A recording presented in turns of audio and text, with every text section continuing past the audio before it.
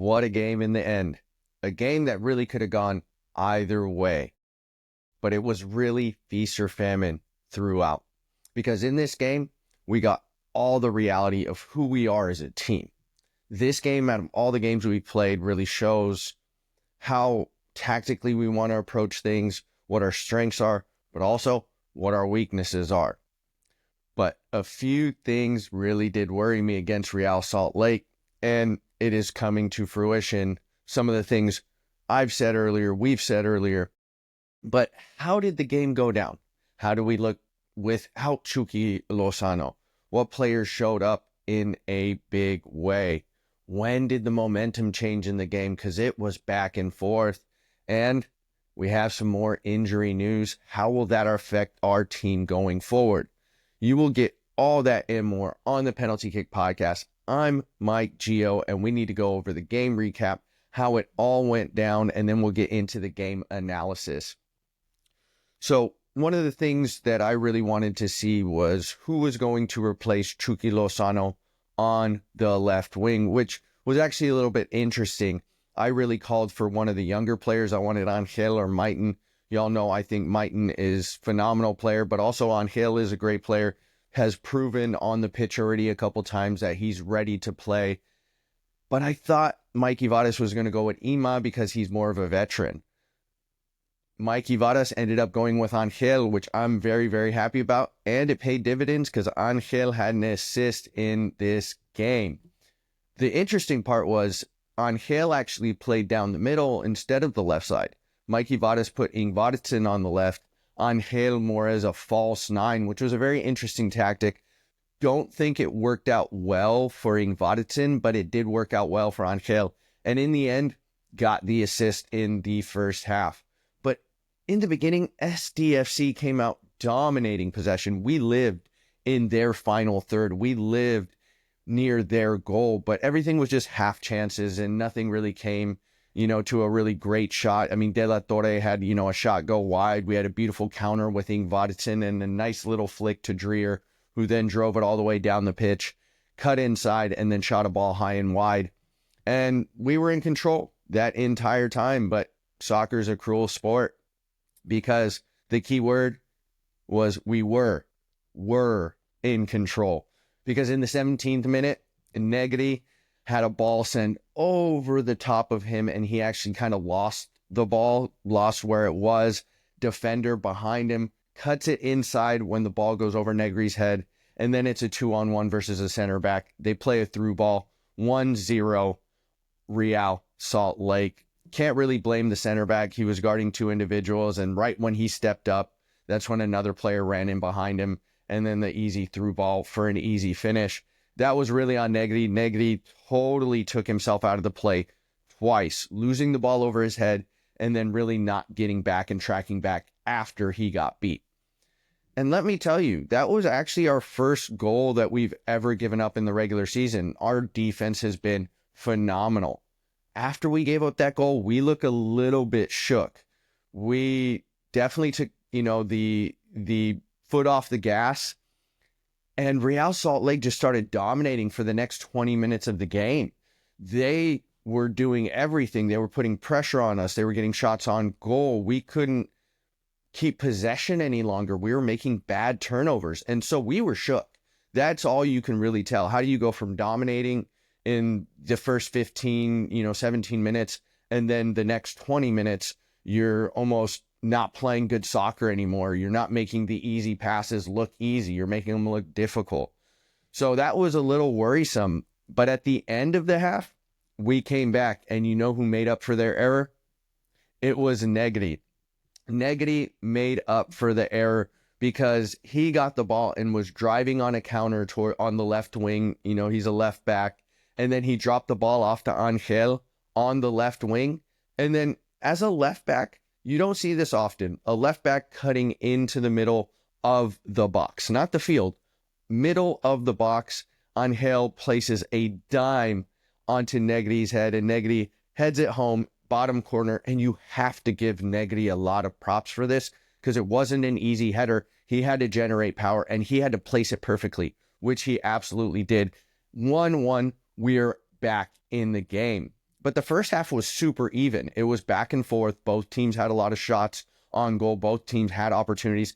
And to be honest, probably should have been like a 3-3 score line in the first, because that's how many opportunities were placed in front of both teams. But some of both the goalies made great saves, and some of the attackers just missed their chances. It could have been easily 3-3 or anything in between that for both teams. Then in the second half, it was mostly midfield. It wasn't very exciting. You can tell some of the legs were giving out. I mentioned that elevation might be an issue, and I think it kind of was, and we'll get to that in a little bit. But I wrote in my notes, and I went back to my notes, really wanted to read what was happening. And I wrote down sloppy twice, because it was just turnovers. The easy passes that should have been easy, they were made to look difficult, and there was just turnovers, not really great opportunities on either side of the goal. I think the legs were giving out on both teams, and so it wasn't really a lot of back and forth action. And when it was just turnover. And it was really, really not the most beautiful soccer to watch, but almost understandable in that elevation. But I have to give Mikey Vadas a lot of credit again. Mikey Vadas did make the move to put Angel in the starting lineup. And then, I called on Mikey Vadas last game to make some changes and some substitutions. And it's not only about making the changes and the substitutions. What time of the game do you make the changes and substitutions? Who do you put on the field, and how do they change the game? And let me tell you, there was 2 substitutions, and, Mikey Vadas brought in Willie for Negri, brought in Ima, and brought in Valkyrie. I really like the Willie and Valkyrie substitutions, even though all 3 players did make an impact on the game. Ima maybe a little bit less so, but he was still running all over the place on the left wing, so I really like that. But Willie was phenomenal, and he is growing on me as a player, because every time he just touches the pitch, something's happening. He's making a good defensive play. He's making all the right reads. And let me tell you, once Willie got on the pitch, he made a massive, massive difference. He not only was just a great defender, he actually passed the ball around a defender to himself. Passed the ball to himself to get by someone, go around them, sends a cross in the center, which Ingvarsson really tries to reach for. It gets deflected, and Dreer cleans up the mess and puts it away in goal. We're up 2-1 in the 91st minute, and nothing before that has really been happening. Nothing before that really caught my attention. So to come in and make a difference late, that was the end of the game. But we also like a little icing on the cake sometimes, don't we? And I was calling for Ingvarsson to have a better game, to be a difference maker. In the first half, he was non-existent.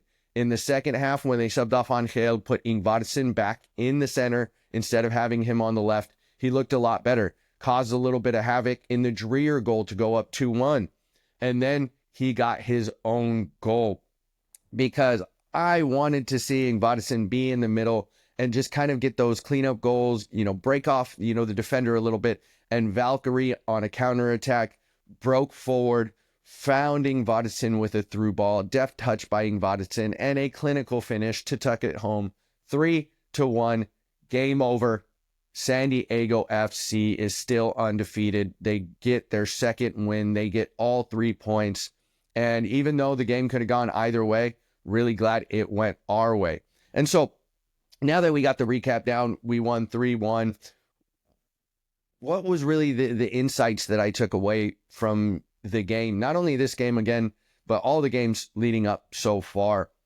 And I'll throw some stats on the screen. Again, that should kind of show you how even it was, because the scoreline wasn't fair to Real Salt Lake, even though I think we deserved the win because we played better, especially in that second half, even though it was so sloppy.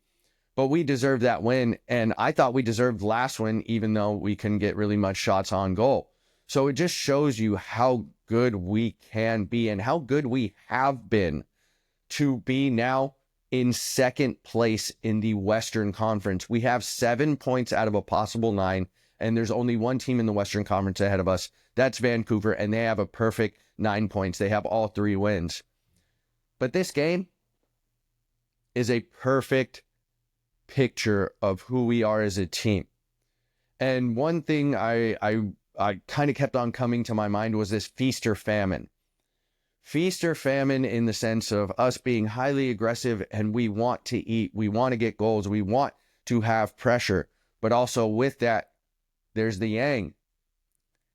That is the famine and how we can kind of leave ourselves exposed in the back because we are being so aggressive, because we are pushing Negri and Lawfulsons forward.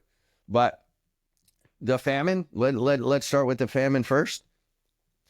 Our wingbacks are definitely the weakest part of our team, even though I still think they're solid wingbacks, just compared to the rest of our team, just compared to the teams that have been playing us and have kind of been picking on that side. And let me tell you, Real Salt Lake, especially in the first half, they picked on Lawfulson and Negri, and we looked bad at times. They really stretched us wide, especially when they got in on the wingbacks. And, let me explain this more. When you're playing aggressive and you want to push people forward, your two wingbacks go higher up the pitch to help with crosses, to help, as an outlet, especially when you're in possession or even on the counters. But when your wingbacks go forward, what's left in the back? You leave two center backs and you leave a lot of space. One thing Real Salt Lake did really, really well was not only kind of sneak in their wingers, and sometimes they put their strikers out on the wing to stretch our center backs wider. And so with our wing backs forward, our center back stretch, it leaves runs down the middle, and they caught us a couple times down the middle, but Real Salt Lake couldn't put those chances away, or one was offside, even though the RSL player totally missed a wide open goal. But that's another conversation for another day. Glad it's not our team, right? And RSL, they really could have had 2 or 3 goals in the first half and maybe another 1 or 2 in the second half. And I'm actually I like Negri. I think Negri is actually a really solid defender, and he does everything really, really well, right? Is he that player to, change the game in the wingback position? I don't think so, but I think he's so solid, not only on offense, but on defense, that he is a good piece to this team. But he had a couple bad moments, and he was definitely the one that was culpable in the first Real Salt Lake goal, which we shouldn't have gave up. If he had, better tactical awareness, if he had a little bit better positioning, that goal probably wouldn't have happened. But hey, you can't be perfect. Negri, it was a tough game for him. But also, I've been calling out Lawfulson a little bit because Lawfulson hasn't looked great, especially not only on the defensive end, but he actually hasn't looked great on the offensive end. His crosses haven't been really on point. It seems like he just crosses to cross instead of like looking up and where should I cross this ball to. So I think our wingbacks are going to be our biggest issue throughout the year. And you can't always just have the best team, the most phenomenal team. Every position is going to be stacked. That's never going to happen.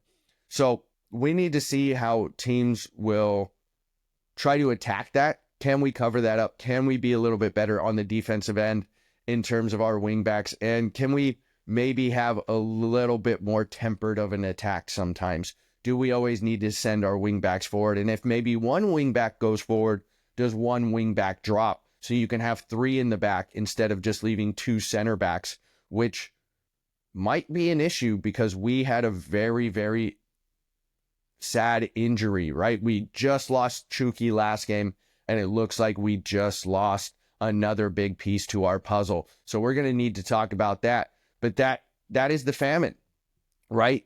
What do y'all think? What do you all think our weakest part of our team is? Where do you think we need to improve to continue this winning streak, to continue not dropping points? What are some areas y'all want to see the team improve? And who do you want to improve? Is it a substitution? Should we change out maybe a Lawfulson or a Negri? With who? But there's a lot to feast about. And y'all know I love to eat. We all love to eat, because the feast is where the party is at. And let me tell you, we look phenomenal on the counter. And I know I've said this since the preseason. That's going to be our tactic. That's going to be what Mikey Vadas wants to instill in the team. When we're direct, we look phenomenal. We look phenomenal. And we have some really good players on this team to make that happen. I called for a Luca De La Torre game. I think he gave it to me, especially in the first half when we did give up a couple chances. It was Luca De La Torre really facilitating everything. I will say he got subbed off a little bit early in the second half, but that might be the elevation, even though Mikey Vadas said elevation is not an issue. Mikey Vadas, I will say, science differs with you because they say there's a 6 to 8% drop off when you're roughly around 4,000 feet of elevation in VO2 max. So that is the oxygen that is getting sent to your muscles. So even though science says different, Mikey Vadas said elevation didn't have it, but Mikey Vadas used substitutions early. And I think the tape doesn't lie. You can see not only our players, but the RSL players, some of their legs were giving out near, the end of the game, or even kind of in the 65th, 70th minute. And that's when he actually took Luca De La Torre off. So we have some phenomenal players, but Dreer has been our most consistent player.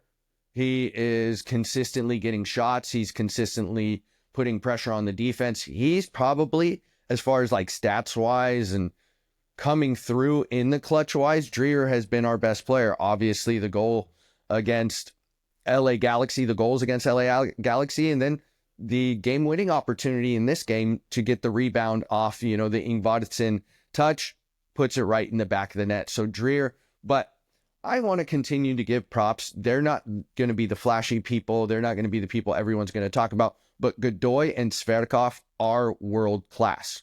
And I'm not going to use this term very often. Again, I watch a lot of European soccer, and world class is, you see some of the stuff they do in Europe. You see, Real Madrid, Barcelona, Man United, all those teams, the Chelseas, they just look so good when they're in possession, so calm. That's what Godoy and Sverdkov look like. They look calm. They look collected. They know where to go with the ball, and on the defensive end, they clean up so much. And that's why I think our defense has been great. And when we move the ball directly from, that back to Luca De La Torre to the wings, it just looks like poetry in motion. The quick touches, knowing where the other people are supposed to be, which is a very hard thing to do, and have that timing all work in unison. You got to give Mikey Vadas props for organizing the team on the style of play, knowing what their ethos and their philosophy is, and it executing on the field.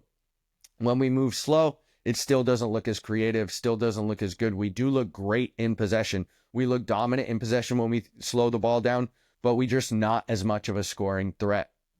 Also, very impressed with the stubs. Willie and Valkyrie specifically, when they're subbed on, they bring a tenacity, they bring an energy to the game. They do what is being asked of them by Mikey Vadas, and you have to give those players all their props. It's not easy to come off a bench and then make a change in the game. And Willie, every time I see him, he just looks so good. He has a great IQ. He hustles. He saved our behind in the second half a couple times because Real Salt Lake was trying to break, and Willie just sprinted back to intercept a couple of those passes. Who knows what that could have been like if Willie doesn't make those hustle plays. And then another hustle play to pass around a defender, get across in the box, a dangerous area where it takes a deflection, and Dreer goes in for the game-winning goal. That was all on Willie. You need to give Willie his props on that goal. Dreer just cleaned up the pieces. And Valkyrie, he knows where to go. He knows where to find pockets of space. He reminds me of a little bit of a more imposing Luca De La Torre. Obviously, I wouldn't maybe put him on the skill level of Luca De La Torre, but when he gets in, he makes a difference, finds the pockets of space, drives at the defense. He's gotten a couple fouls last game that put us in good positions to try to get goals, but it didn't happen. But Mikey Vadas started making the changes in the 65th, 70th minute, and all those subs really make a difference. And then we're on the front foot. It paid off, those substitutions, and we had, goals in the 91st minute and the 96th minute, and I do believe that is not only because of really good players, but I believe that was because of fresh legs. Last game, I didn't think we needed fresh legs. Last game, I think we needed a tactical change. This game, we did need fresh legs because of that elevation. So that was phenomenal to see. I do wonder, why was Luca De La Torre subbed off so early? I thought he had a really, really good game. But even bigger news, there was an injury in this game. Paddy McNair blocked a shot in the second half where when he slid in to make the tackle, his knee dug into the ground and then he held his lower back. I think it might be a lower back issue. I think he might have lower back spasms because of that. Who knows? We're going to have to wait and see. But Paddy McNair is a center back that is probably our best player on the back line. So to lose him, I think is big. We lost Chucky. Now we're losing Paddy McNair. How do we respond? We responded really well without Chucky. And to be honest, it didn't look like we lost much without Chucky. And I hate to say that because Chucky is so phenomenal. No matter, you can't replace him. You cannot replace him. But can you get at least production out of those people? And at least we got production out of our front line today. 3 goals is phenomenal. But what happens without Paddy McNair, a stalwart in the back, one of our best players on the team? How does Pilcher come in and hold it down in the back? It's one thing to come off the bench as a young player. I think he's 21 or 22, and you only have to play maybe 30, 40 minutes. How does that work out when you have to play the full 90 plus? What does that mean for our center back and our defensive line against the Columbus Crew? If our wing backs aren't the strongest, what does that mean if we don't have maybe our top center back there to clean things up? Those are the questions yet to be answered. But what we do know, San Diego FC, 2 wins, only 1 draw. We have not lost a game yet. We've also secured the 2nd spot in the Western Conference after match day 3. And so we've been looking good. But hopefully we can continue against the Columbus Crew. And you know, I'm going to be there. Mike Gio is going to be at Snapdragon Stadium for our next game. And I can't wait to see our squad. I can't wait to support our squad. And I hope we continue those winning ways. Let's see what's going to happen. Let's see what substitutions are going to be made. Are we going to use the same lineup that we used today? Are we going to change it up? Is Mikey Vadas going to change it up a little bit on the wing? Who's going to come in center back for Paddy McNair? Hopefully he's not out for a long time, but I'll keep y'all updated. Y'all know I'll bring y'all the pre-match analysis versus the Columbus Crew on our next game.